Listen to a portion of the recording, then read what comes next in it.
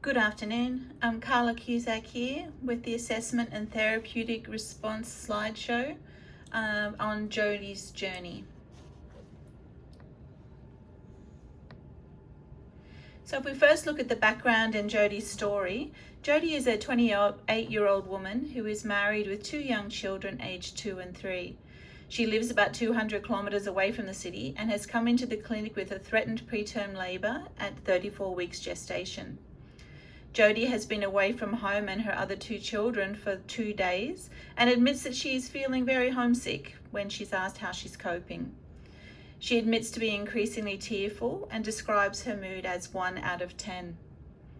Jodie completed a Edinburgh postnatal depression scale questionnaire and her score was 19. The most concerning answer that she had was to question 10, which is relating to the thought of harming herself, and she has answered sometimes, although she does have no history of self-harm. She has had a recent development of lower back pain, numbness in her lower limbs, tingling in her arms, and describes difficulty walking, which has been reviewed by an obstetric registrar and they can find no medical cause for the pain. Jodie appears distressed and has been requesting stronger and stronger pain relief, asking for a variety of staff to prescribe and administer the pain relief. We explored with her medical history and see that she has experienced an opioid addiction in the past, which she addressed 2 years ago with a drug and alcohol unit admission.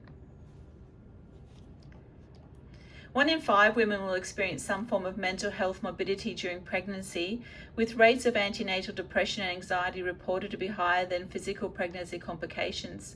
An increasing number of reviews report an association between perinatal mental health disorders and poorer socio-emotional and developmental outcomes in neonates and children.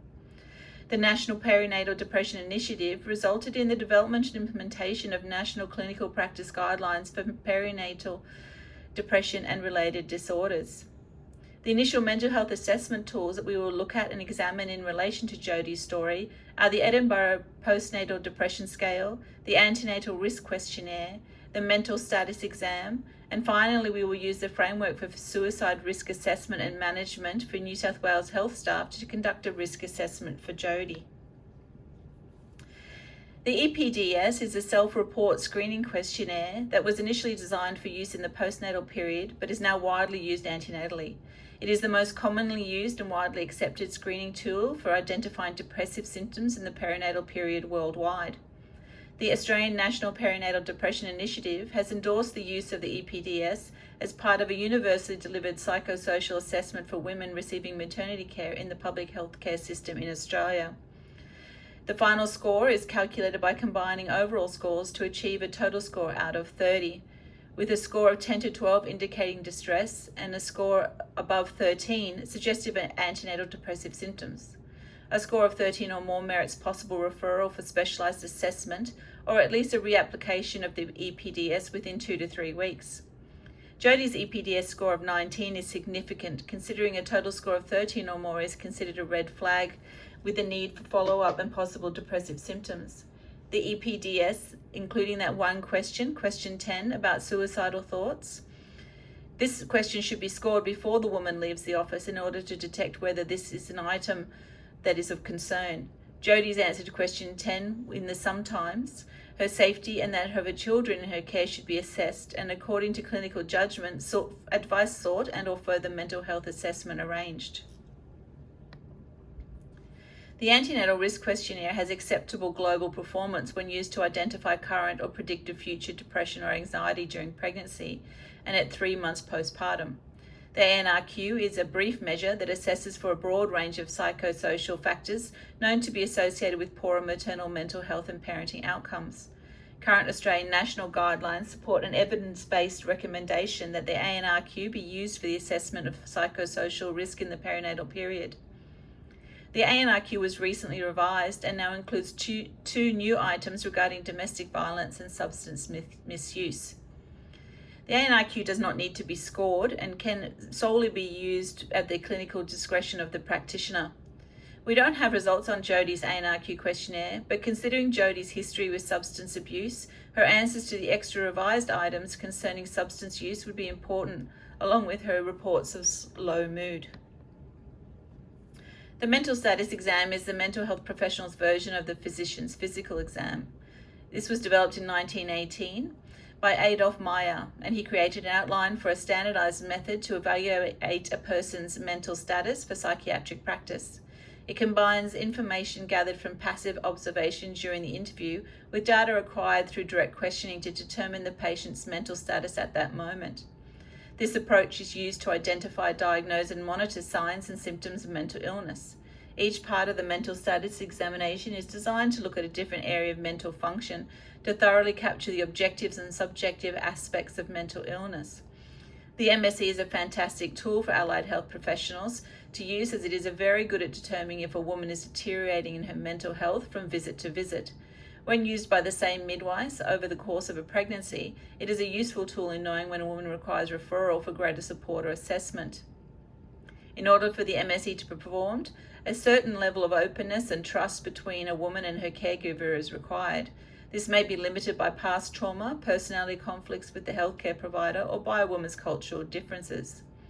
The MSE strengthens a clinician's ability to detect signs of mental deterioration, especially when used in conjunction with other screening tools such as the EPDS.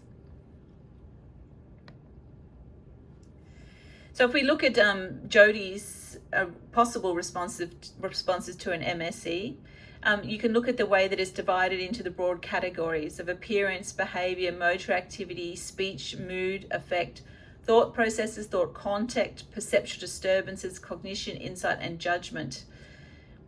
So when we apply these to Jodie, we can see that level of consciousness, Jodie, from the information we have, was fully aware. She was fully orientated as well to where she was. We have no information about her gross fine motor movement skills, except for the fact that she had a recent development of lower back pain, numbness in her lower limbs, tingling arms, and describes difficulty in walking, which may have been noted by the clinician. Her dress and grooming attire is not mentioned. Sensory function is not mentioned. Her speech is not mentioned. The effect that she has, it says that she was described as appearing distressed, so we do have that information. Her mood, Jodie self-reports as being of low mood. Her attention and working memory, we have no data on this for Jodie. Her memory, we have no data. Thought processes, we don't have information on this. Jodie's thought content, we have no report of Jodie experiencing any hallucinatory thought content, which is good.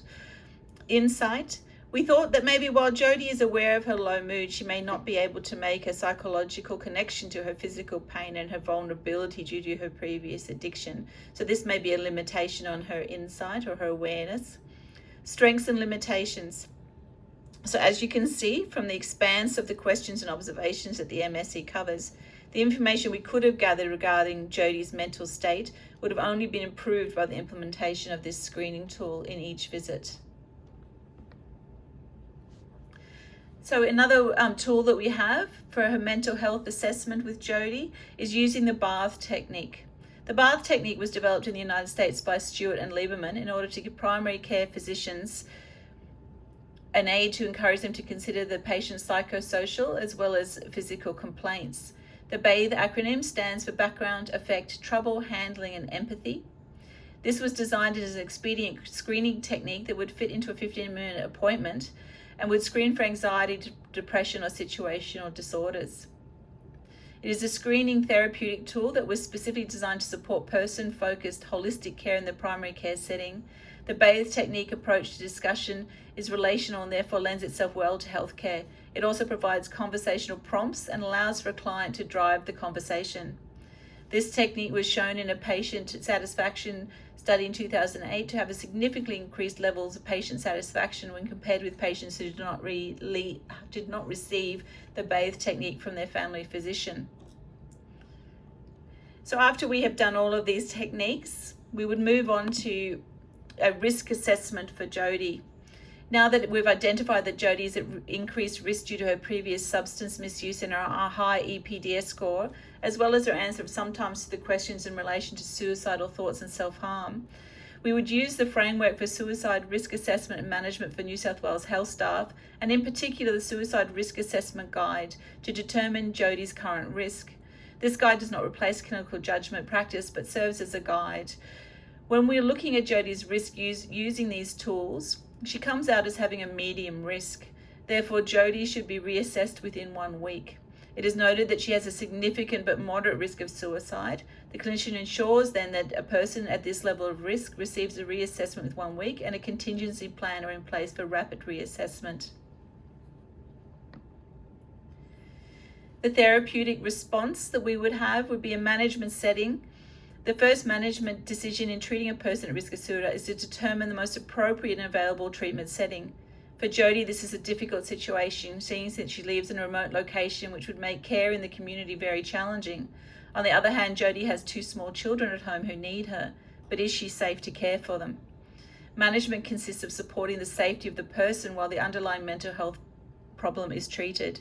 This is an important aspect for Jodie. Her safety is paramount while still considering the safety of her 2 children and her unborn baby.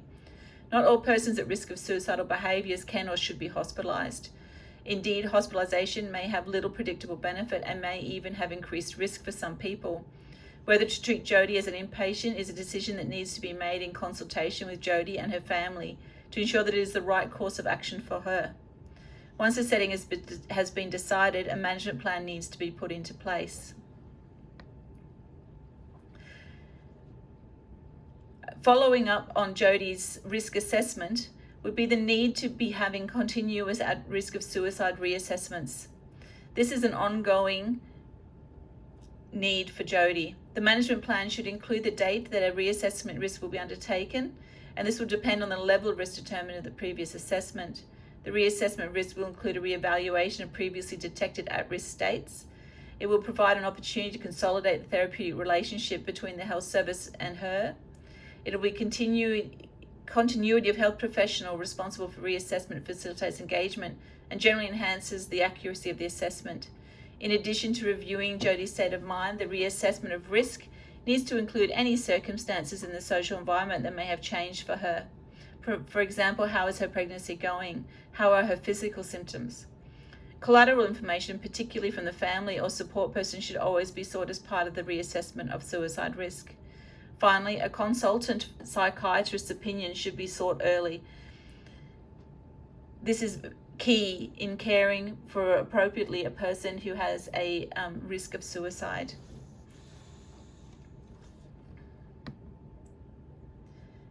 So references there. Thank you.